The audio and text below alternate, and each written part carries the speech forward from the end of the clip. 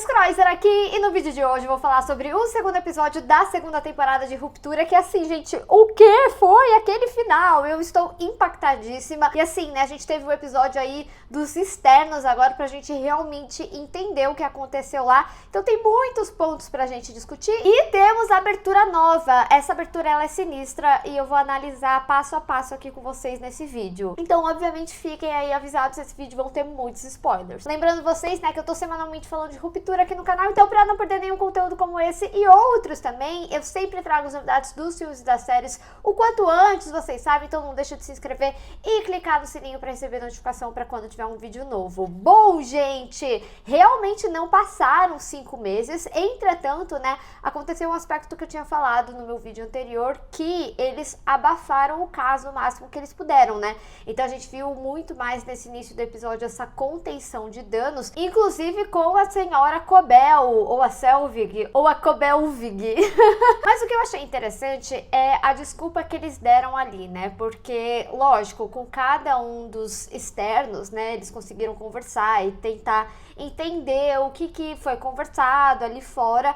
Mas eu acho que é importante a gente começar falando sobre como a própria Halle conteve aquele evento que estava acontecendo, em que ela basicamente falava ali que eles eram torturados, que eles viviam um inferno ali embaixo. E tem um aspecto que eu achei interessante que ela falou, é que, lógico, é uma desculpa que ela fala que ela misturou álcool com uma medicação que ela precisava tomar. E quando eles fazem a ruptura, pelo menos até então, do que eu me lembro da primeira temporada, eles não necessariamente tinham que tomar uma medicação pós-ruptura. Mas quem precisava tomar a medicação, eu não sei se vocês lembram, era o Pete, porque ele fez a reintegração. E muitos de vocês tinham comentado no primeiro vídeo falando que acreditava que a Halle que a gente viu ali no final do episódio não era essencialmente a Halle que a gente conheceu na primeira temporada, mas ela disfarçada. Eu preciso confessar pra vocês, tá, que eu fico um pouco cética com essa teoria, justamente por isso, porque ela precisaria fazer a reintegração para ela conseguir ir ali para o andar da ruptura sem que isso fosse acionado, né? Da mesma forma que lá no primeiro episódio, né, a gente vê que o Mark deliberadamente faz aquele negócio do bilhetinho para justamente ser pego, porque as regras são claras. Se sai com alguma coisa de lá, eles são pegos da mesma forma que eles vão ter o processo de ruptura, né, ao entrar ali no escritório, principalmente vindo daquele elevador central. Eu já tinha falado bastante sobre a diferença dos elevadores, né, tanto da que a gente vê a Casey / Gemma, né, e que eles vão trabalhar. Entretanto, o final do episódio, né, quando a gente vê eles entrando no elevador para ir trabalhar, a Halle é a única que a gente não ouve o barulho de quando chega no andar, né, porque no som tem a fechadura ali do elevador, né, aí a gente ouve um vuf e plim, né, que chega no andar, e também o processo de ruptura, que é um tipo como se fosse um choquinho. O da Halle, a gente ouve como se o elevador estivesse descendo um pouco mais. Eu acho isso um ponto interessante pra gente discutir. Entretanto, eu também acredito um outro aspecto aqui da Halle, caso ela realmente não tenha sofrido a ruptura, se é a externa ou a interna, enfim. Uma coisa que eu observei, eu achei extremamente importante nesse episódio, é que a Halle, ela tem medo do pai dela. E não só medo do pai dela, mas como medo da própria interna dela ali. Porque se a gente for observar ao longo do episódio, tem vários momentos em que a gente vê ela primeiro com uma linguagem corporal muito fechada, e tem um determinado momento também que ela põe a mão no pescoço, remetendo, né, a tentativa de enforcamento que ela teve lá na primeira temporada. Então, quando a gente vê, por exemplo, que o Miltic fala que não deu certo com aquela galera que ele arranjou e que todos teriam que retornar, inclusive a Halle, ela faz uma cara de desconforto, porque pra mim ela tem medo do que a interna dela pode fazer com ela mesma. E além disso, né, todo o medo ali relacionado ao pai dela.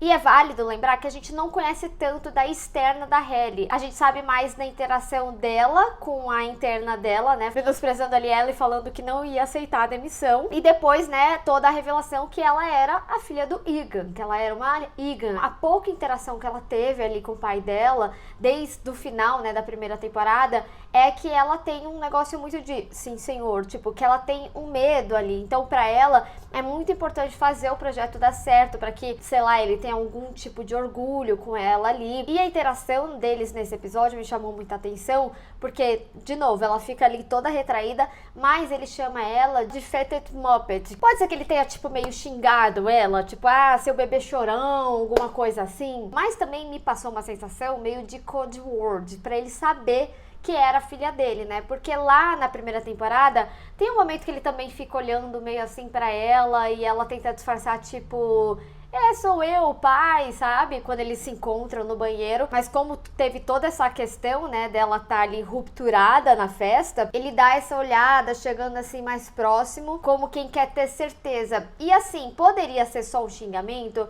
se não fosse um xingamento relacionado a bebê, e é justamente o que a gente vê na apresentação, bebês meio sem feição ali. Então por isso que me passou uma sensação de cold word, sabe? Pra saber que é ela mesma, porque ela tem ciência do experimento. Guardem essa informação, porque vai ter um momento do vídeo que eu vou falar só sobre a abertura. Então é isso, sabe? Eu acho que a Hailey, ela tem muitos medos, tanto dessa relação do pai, quanto da interna dela. Então eu acho que é por isso que a gente tem ela tão introspecta. E eu realmente acredito que ela teve ali uma escolha de não falar pra eles, porque afinal ela era uma Egan. Mas não ter o barulho do elevador e a gente ouvir um barulho mais longo assim, pro caminho que ele vai, é no mínimo curioso. E aí, né, a gente vê tudo que rolou do lado off, né, do lado externo ali. Então a gente vê que o Miltic, ele ficou no lugar da Cobel, o que é interessante porque assim, a Cobel tem muita culpa do que aconteceu, sim, mas toda essa relação deles ficarem rupturados ali do lado de fora foi culpa do próprio Miltic, que acordou o Dylan quando não deveria. E assim eles souberam que era possível fazer isso e fizeram pra revolução deles. Mas é claro que a Lumon não sabia disso. E aqui, né, responde alguns questionamentos que eu levantei lá no vídeo anterior. O Miltic, de fato, ele não sofre a ruptura, assim como a Cobel não tinha sofrido. E ele conhece eles lá fora, né? Quando tem a interação ali com o Irv, a gente vê que eles já se conhecem de longa data. Pelo menos o Irv sabe que ele trabalha ali na Lumon. E aí, né, é interessante porque o Miltic, ele traz aquela galera diferente e ele fala que ia colocar no lugar um cara do exterior e 2 caras que tinham trabalhado na 5X e que foram demitidos, né? E é interessante porque a gente vê que, assim, o Mark, ele tem uma importância muito grande pro experimento do que acontece lá. Tanto que eles ficaram 3 dias só. E é interessante a gente observar que em um dos diálogos, o outro Mark, né, que era o senhorzinho, ele fala que ele tinha pagado uma multa pra sair do lugar que ele vivia justamente pra voltar a trabalhar ali na Lumon. E essa cena, né, ela mostra que a Lumon simplesmente não liga pros seus empregados, tipo, o cara vai pagar uma multa, ficou 3 dias trabalhando e é isso, vá pra casa. E eu acho que isso é muito importante de ressaltar, porque esse episódio a gente sente mais como a Lumon é vista ali naquela comunidade que a gente acompanha. A gente tinha, assim, as pessoas que protestavam, a gente tinha notícias, né, que já falavam contra o processo de ruptura, mas a gente também consegue ver alguns preconceitos, por exemplo, ali na história do Dylan. E é interessante porque o Dylan, ele é uma pessoa muito insegura. A gente já tinha visto esses aspectos dele ali na primeira temporada, quando, por exemplo, claramente ele era meio afim da Casey, mas ele não tinha coragem, então ele ficava fazendo comentários e voltava meio atrás. Até mesmo o aspecto da revolução foi meio que um passo a mais, assim, pra ele, né? E a gente consegue entender um pouco mais disso, até mesmo ali naquele diálogo da porta, que ele fala que ele seria uma porta pequena. E também a relação dele com a esposa, né? Quando ele é demitido, ele não sabe o que fala pra esposa. E é interessante esse aspecto, né? Porque a pessoa, quando fala que ela tem a ruptura, por exemplo, no caso do Mark, na primeira temporada, os amigos ali da Devon e do Ripken, eles tinham agido diferente. Ficou um aspecto assim meio estranho, né? Mas eles meio que aceitaram. Mas dá pra ver que, tipo, quando você faz a ruptura, é literalmente um caminho sem volta. E por isso, inclusive, eles aceitam tão fácil retornar ali pra Lumon, voltar a trabalhar lá. O Irv, a gente vê na realidade que tem outras intenções. A gente chega a ver até um momento em que ele tá no telefone ali falando que o interno dele passou a mensagem, ou seja, que ele falou sobre esses elevadores, né, esse corredor escuro. E a única coisa que tinha no corredor escuro era um elevador. Elevador esse que a gente vê a senhorita Casey saindo, né, quando ela é demitida, ou melhor, não saindo, né, porque ela não sai ali da Lumon. Já vamos falar sobre Casey. E fica o questionamento, né? Pra quem que ele ligou? Eu acredito que poderia ser ali o retorno da Rogabi. A Rogabi, não sei se vocês se recordam, era aquela cientista que tinha feito o processo de reintegração no Pity e que o Mark encontra ali no final da temporada. Até porque se ela foi uma cientista que trabalhou no processo de ruptura, ela sabe muito bem sobre esse elevador. Então, essa relação do elevador é muito mais alguém que passou a informação e queria que o Irv contasse pra outra pessoa. O que até rolou, apesar dele não ter revelado tudo, né, pra galera ali do escritório. E essa cena, ela também é interessante porque a gente vê o Burt indo atrás do Irv. Então, muito provavelmente, quando o Irv, ele tava meio surtando ali, vendo que o Burt, ele era casado, o Burt deve ter visto ele do lado de fora e ficou curioso, né? Mas eu devo dizer aqui, o personagem do Burt, pra mim, ele sempre teve mais mistério por trás, tá? Não sei se é por conta de papéis prévios do ator, como por exemplo ele em Clique, então sempre tem meio um misticismo no entorno dele, mas fico feliz que eles vão desenvolver mais nessa relação aí do Burt, do Irv, pra essa segunda temporada também. E bom, esse episódio ele deixou muito claro que o experimento ele é no entorno do Mark, ou ao menos da experiência do que aconteceu com o Mark e a Gemma, né? Alguns de vocês tinham comentado no meu vídeo anterior falando que o Mark viu ali na tela a Casey e não fez nada, e eu cheguei a gravar para redes sociais, mas caso vocês não tenham visto, eu falei, me segue lá. Sempre acabo trazendo umas teorias extras e tal, mas essa cena, ela tem uma mudança de fotografia entre os computadores, tanto que a gente consegue ver até o reflexo no olho do Mark do que ele tá vendo na tela, que são os números. Mas essa cena, ela justamente tem essa mudança de fotografia para mostrar pra gente que o que ele está fazendo lá tá implicando diretamente nesse computador em que a gente vê, né, que tem ali a vitalidade e a personalidade da senhorita Casey. Mas é interessante porque, assim, a gente sabe que a Casey, ela morreu num acidente de carro. Só que a gente nunca viu em cena, né, esse acidente, o quão grave foi. E eu cheguei a comentar nessa teoria que a senhorita Casey, muito provavelmente, ela até poderia ter ficado num estado de coma ali, em que ela tinha uma vitalidade cerebral ainda para conseguir passar para o processo de ruptura, mas que a gente não via ela no externo simplesmente porque no externo ela estava em coma e quando ela estava no processo de ruptura acordada, né, ela tá ali dentro da Lumon e que muito provavelmente ela ficaria ali dentro da Lumon. Só que esse segundo episódio, ele traz algumas informações extras. Por exemplo, primeiro que eu achei muito interessante que eles achavam que o X Alive, né, que a gente ficou surtado no final da primeira temporada, era referente a bebê, né, a Eleanor. Mas depois eles chegam à conclusão que estava relacionado a Gemma, principalmente depois de tantas pistas, né, tipo o Miltic querendo falar diretamente da Gemma, a própria Cobel, né, também dando a entender que ela sabe o que acontece ali no experimento e a importância da Gemma ali nessa situação toda, enfim. Quando o Mark e a Devon estão discutindo sobre, ela chega a falar pra ele que a morte da Gemma afetou ela também. E ele fica super bravo, porque ele fala, não, você ficou triste por mim, mas não te afetou. E ele fala uma frase que eu achei super interessante, porque ele chega a falar que ele teve que reconhecer o corpo dela, e também quando ele vai comparar as situações, ele fala, se o Rick tivesse queimado, eu não estaria sentido, eu estaria triste por você. Então, não sei se foi uma situação pra ele aumentar, né, e falar, olha, mesmo se fosse assim tão grave, eu ainda estaria preocupado com você, mas não teria me afetado tanto assim. Ou se de fato no acidente, né, sei lá, explodiu o carro, ela pegou fogo ou coisa do tipo. Por que eu tô falando isso também? Porque essa frase me chama atenção. Porque quando a gente tem contato com a Casey, ela está ali inteira, né? E existe toda uma teoria, que é a teoria principal, que tem se falado muito sobre a possibilidade do experimento ser algo relacionado à imortalidade ou clonagem. Se for no âmbito de clonagem, realmente eles podem trazer várias pessoas aí, vários bonecos, né, da Casey e ela não estar queimada.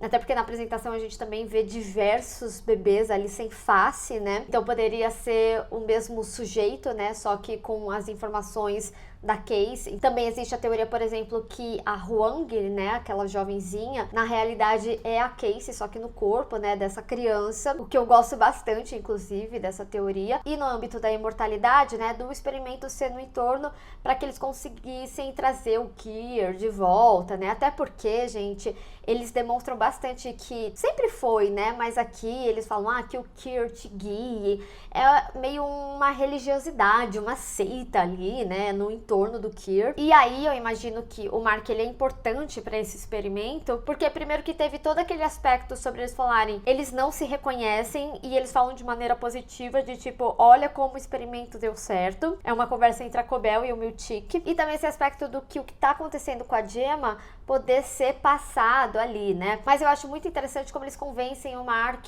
a voltar ali, né, pra Lumon, porque no final da primeira temporada ele tava super decidido a pedir demissão. Só que com todos esses eventos e ele também vendo que o que aconteceu com a Gemma era algo importante ali pra Lumon, ele começou a ficar desconfiado e foi na onda, né, da Devon. E é interessante que, o conselho sabe, hein? Porque eles chegam a falar que a volta do Mark, ele tava curioso, mas a Devon tava mais ainda. Então eles estão meio de olho, porque eles não entregaram, né, o que foi conversado entre eles. Mas o Milchick deve ter pescado ali algumas coisas, né, quando foi na casa e tudo mais. Mas eu achei interessante porque eles usaram o mesmo argumento, a mesma manipulação do que eles faziam ali na sala de bem-estar. Lembra que quando eles tinham a sessão com a senhorita Casey, eles ficavam só falando assim, o seu externo, ele é uma boa pessoa, o seu externo faz as pessoas rirem, o seu externo, sei lá o que. O Milchick, ele meio que faz a mesma coisa com o Mark aqui, falando, o seu interno, ele é bem-humorado, o seu interno é uma das pessoas mais engraçadas, o seu interno encontrou amor, então olha como você tem futuro. E é importante esse aspecto do amor, né, também, porque eu acho que ele entra em várias vertentes. Primeiro, né, nessa relação aí do Mark, da importância dele com a Gemma, mas também essa relação da Halle e do Mark.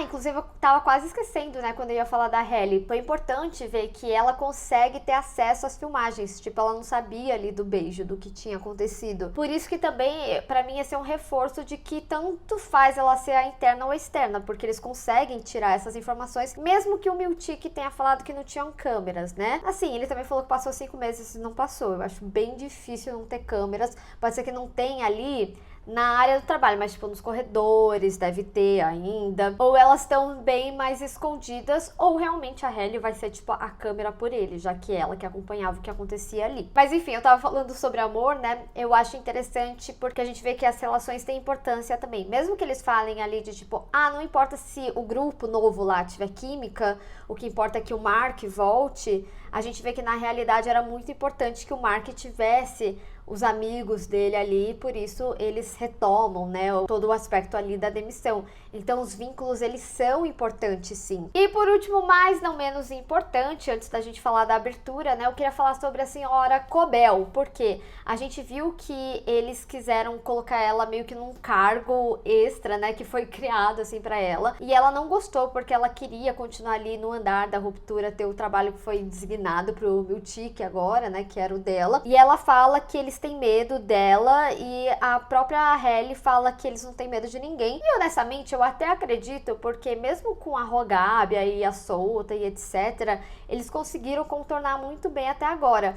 Mas a cena final, ela me chama muita atenção porque a gente não sabe ainda se a Cobel aceitou o emprego. Ela falou que ia pensar, né? E depois a gente vê ela indo embora. Pode ser que ela tenha ido embora porque ela teve toda aquela invasão de privacidade ali do Mark. Então ela não poderia ficar mais ali do lado e também não ia adiantar de nada e o Mark só ia ficar enchendo o saco dela. Eu ficaria. Então faz sentido com que ela saia de lá, mesmo que ela tenha aceitado o emprego ou não. Mas o fato dele questionar ela e ela quase responder... Gente, o berro que ela deu no final do episódio, eu fiquei, Jesus amado, eu teria infartado ali. Dá a entender que ela sabe e muito. Ela tem bastante ciência desse experimento que tá acontecendo lá e a importância da Gemma. Então a Cobel, ela definitivamente é uma peça-chave aí do que acontece pra Gemma e talvez até mesmo de como eles vão descobrir o que acontece lá dentro. E um detalhe que eu acho legal, já que a gente tá falando da cena final, né? Só voltando um pouquinho da cena do elevador, eu sempre tive curiosidade porque eles sempre falavam que não sabiam com quem trabalhavam, né? O Mark deixou isso bem claro quando ele descobriu, né, que trabalhava com Peter e tal. Então eu sempre tive curiosidade de como não conflitava o encontro deles, e nesse episódio a gente vê que o Mark, ele chega 9:04, marcado ali no relógio, né, e depois vai chegando, o próximo chega 9:05 e muito provavelmente, por mais que a cena não vá se repetindo, é isso que acontece sucessivamente, então cada um chega com 1 minuto de diferença para eles não se encontrarem ali naquele vestiário em que eles têm que deixar os pertences e pegar um novo crachá, que é o que ativa ali o elevador. E aí agora vamos falar sobre essa abertura, porque a abertura, ela tem vários detalhes e assim, gente, na primeira temporada, a gente viu que a abertura, ela entrega simplesmente tudo do que a gente assistiu na temporada. Então tem muitos detalhes aí que são válidos a gente prestar atenção. Eu acho que tem algumas informações que esse segundo episódio já traz sobre essa apresentação. Então muito provavelmente a gente vai desenvolver mais ainda dela conforme for passando os episódios. Mas vou falar as minhas interpretações iniciais aí do que a gente viu dessa nova apresentação. Primeiro que eu achei ela extremamente macabra, né? Muito mais pesada, muito mais bizarra. Primeiro a gente começa, né, com essa dualidade aí do Mark e a gente vê cabeças de balão, como se fosse assim, seu externo é um cabeça de vento, pelo menos é assim que eu interpreto até agora, mas é muito interessante a gente ver que nessa abertura a gente tem várias versões, então tem várias versões do cabeça de vento do Mark, o que pode colaborar bastante com esse aspecto que eu até comentei da senhorita Casey, né, de ter várias versões dela e implementado o chip nessas versões. E toda essa cena inicial, né, da apresentação acontece dentro do cérebro do Mark. É legal a gente colocar assim que o Mark de pijama é o externo, né? E o de gravatinha é o interno. Então, o de gravata, a gente vê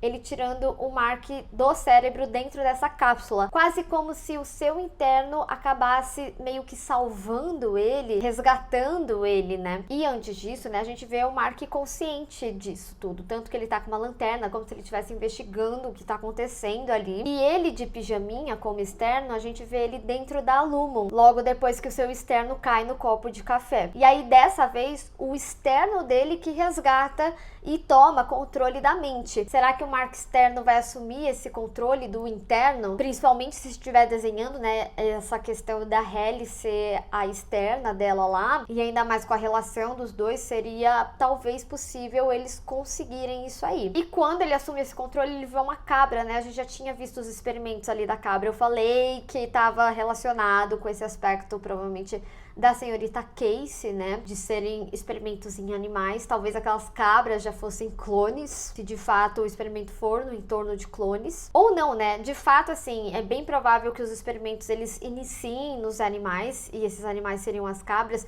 mas a gente não pode esquecer que essas cabras, elas eram bebês, e a gente vê muitos bebês nessa abertura. Mas antes de falar dos bebês, né, a gente vê de novo esse interno do Mark resgatando o externo, e aí a gente vê várias versões dele, da mesma forma que existiam várias versões ali da cabra e várias versões dos bebês também, dos bebês sem rosto ainda. E dentro disso tudo que tá acontecendo, a gente vê que a Cobell tá assistindo isso tudo. Pode ser que seja relacionado a esse novo cargo dela, mas antes, né, o que ela já fazia já era esse trabalho de observação desse grande laboratório que estava acontecendo ali, e colabora super com o final do episódio, que ela sabe sim o que tá rolando ali e do porquê esse experimento é tão centralizado ali no Mark. Inclusive me doeu, né, ela falando que ele era super manipulável, que eles conseguiram convencer ele super fácil a retornar ali pra Lumon. E aí a gente se depara pro corredor preto que dá no elevador que o Irv pintava, e que também a Casey foi, né, ali, só que dessa vez, ao invés da gente ver a Casey, a gente vê a Halle. Pode ser uma associação